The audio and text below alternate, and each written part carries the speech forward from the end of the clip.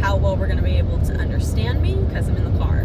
But I'm looking at this moon, this beautiful crescent orange moon that's just sinking and it's setting. And I'm just like, holy crap. This year is so wild. We started this year in January, like, with World War III memes. Like, we were like this close. We were like, oh, okay, it's the end of the world. Fantastic. And like every single month, there has been something going on. If it wasn't the murder hornets, it was March, when the entire state shut down and I couldn't go to work. And then when I could go to work, it was for like 2 weeks. And then they were like, hey, listen, we can't afford to pay you, so here's a box for your desk. I cried. Like, legitimately, I cried. But I knew it wasn't their fault, and I knew it wasn't because of me. I was probably the newest, so I was expendable, essentially. So, there's that. This year has been wild. We started off in a very rocky point. Me, specifically. Very rocky. We started off kind of miserable.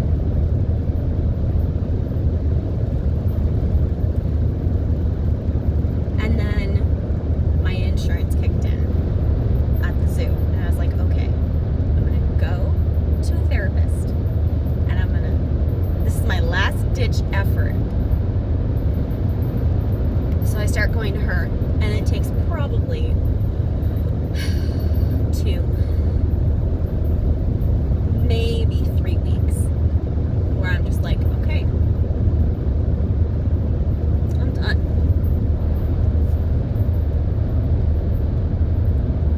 I don't think I would have pushed myself if I had not spoken to Mary Kate. If I didn't get this random roommate that my husband was like, oh, she's gonna list the stuff, so can she stay with us? And I was like, okay, cool. Completely prepared to hate her. Completely prepared to be like, he wants someone in the house that's not me to take his attention.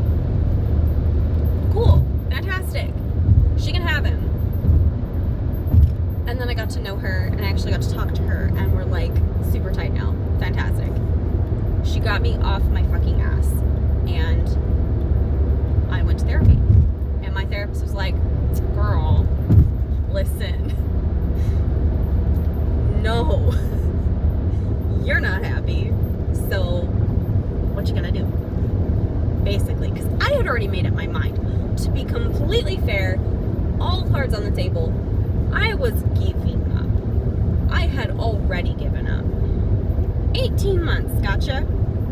18 months is what I gave him. I was completely prepared to forgive, forget, move on, and just be done with fighting it and just moving on. Moving on with our life as a married couple together. It took him 18 months after he promised over and over and over again that he was going to take care of his health, he was going to go to a psychiatrist, he was going to get on medication, and he was going to turn everything around, and he was going to stop doing the things that were making me feel like shit. Lo and behold, 18 months later, and then another 6 months, and then January, I realized I needed to get out. And then therapy only solidified that. And then March happens. And then beginning of April is when I lose my job.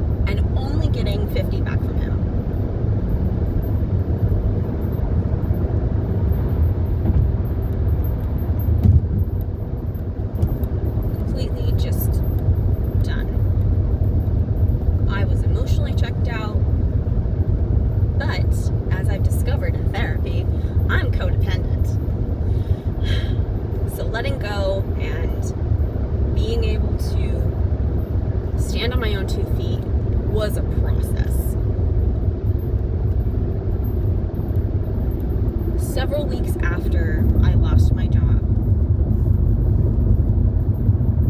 And there was this back and forth between him working at home and then him realizing he couldn't work at home, so then he was working at the office, and then people weren't social distancing or wearing masks, and he flipped out and got sent home. And like, the working situation for him was very difficult because of his sickness, because of his anxiety. He called out a lot. He stayed home a lot. And yeah, I get needing to do that, especially when you're in the throes of some kind of episode. I'm only frustrated because he never did anything to take care of himself. He sat and he played games on the Xbox the entire time. If he wasn't on his Xbox, he was on his phone. If he wasn't on his phone, he was on his laptop. And there was just no communication. Complete breakdown of communication between us as a couple, as a team. We never talked about anything serious. We never talked about a relationship. We never talked about what we wanted to do for our future, because every time that I wanted to, it was about family. It was about kids. It was about maybe getting into zookeeping for me, because it's my lifelong dream. And every single time it was shot down.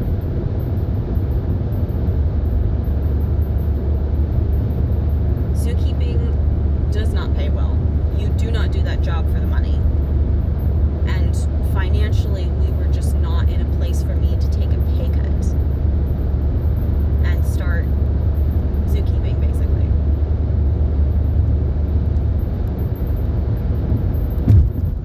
So that was cut. Unattainable. Complete nonsense in his eyes.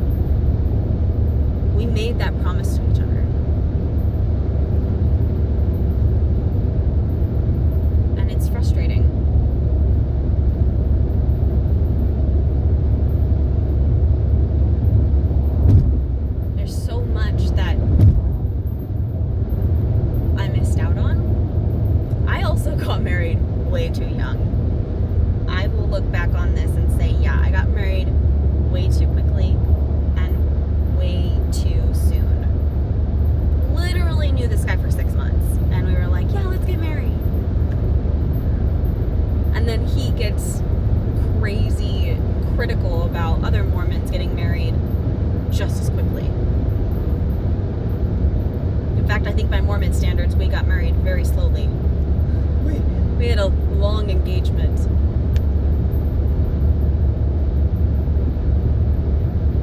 There was just so much about what he said and did that never lined up.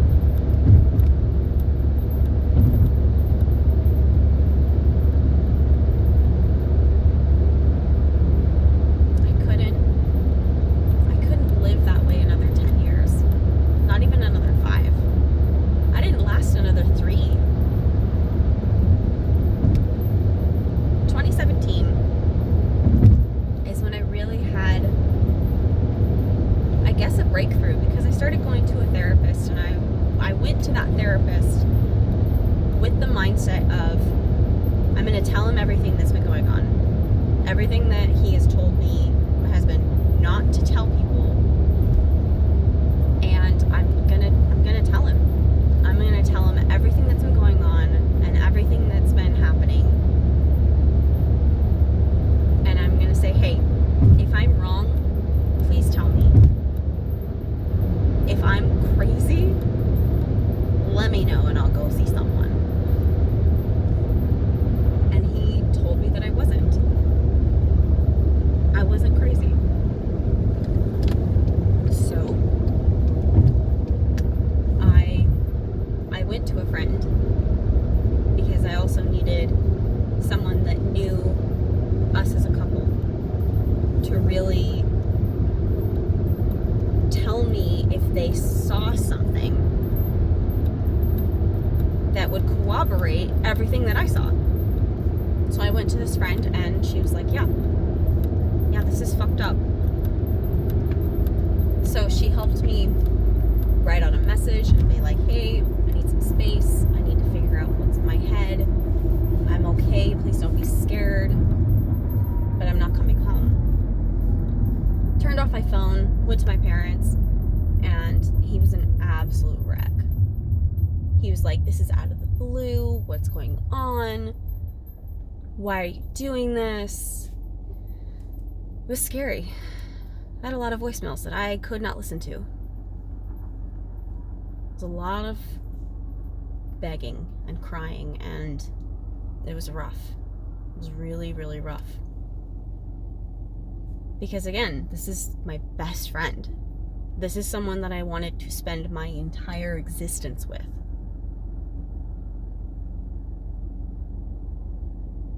So I met him at a dog park because I left my dogs. I left my pets with him.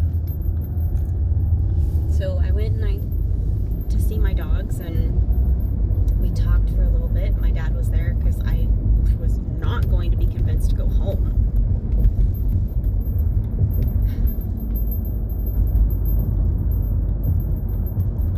I gave him all of my journals, all of the things that I was brave enough to write down to really explain where I was coming from and everything he had done.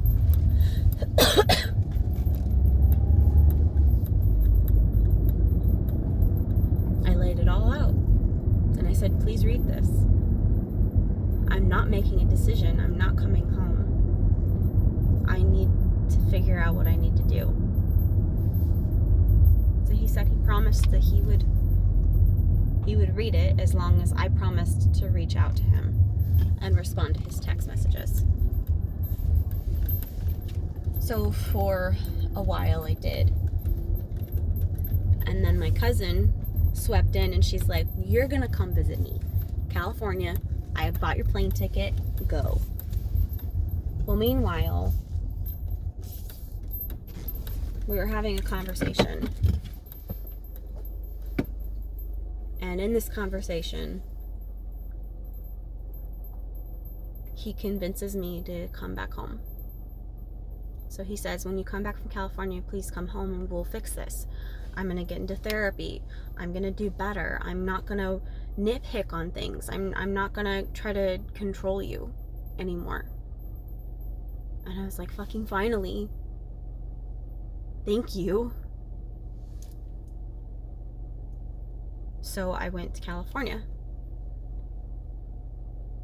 And without his influence and talking to my cousin and talking things out and really looking at it objectively,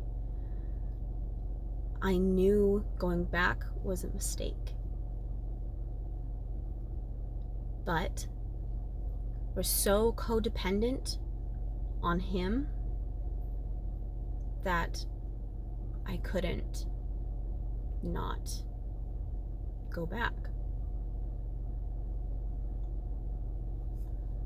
So I went home. And there were all these promises up and down that he was going to change. But there was no trust after that. He had no faith in me whatsoever. He didn't trust me. He didn't believe in me. I was completely committed to making it work and to being happy with him. But there was no trust on his end.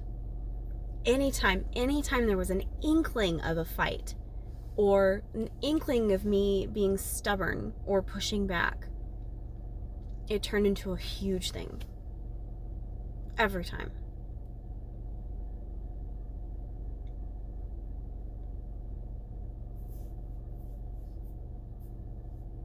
He lost all faith in me, and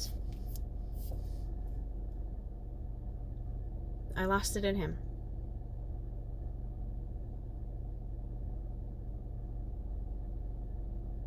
It just got worse from there. And then when we bought a house, we thought, yeah, this is gonna fix things. This is gonna, our life is actually going to be something. We have our own house now. We can, we have all these plans, and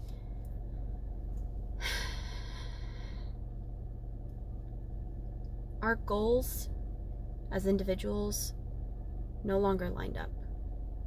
The things that we wanted to do with our lives were not going to work if we wanted to be with each other. I was compromising left and right, and there was never any give. There was never any give on the things that I wanted. I was completely lost in him.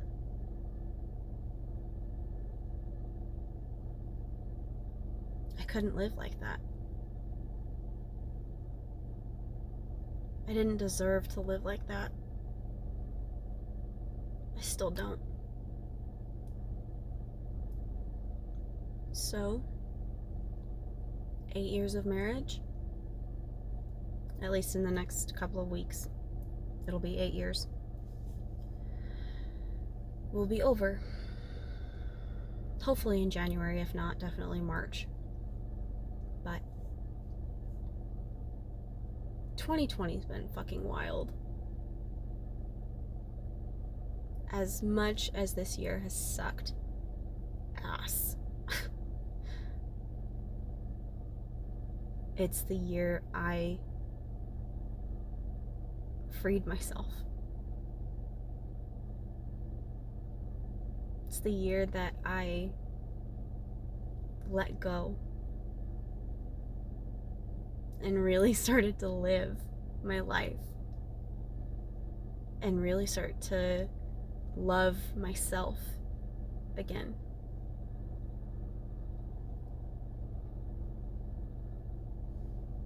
So 2021, new year, new me. Quite literally, I'm literally going to change my name.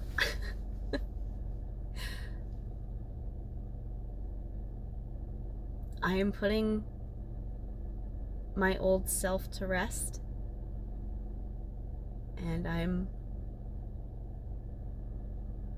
gonna live my life. I'm gonna grow, and I'm gonna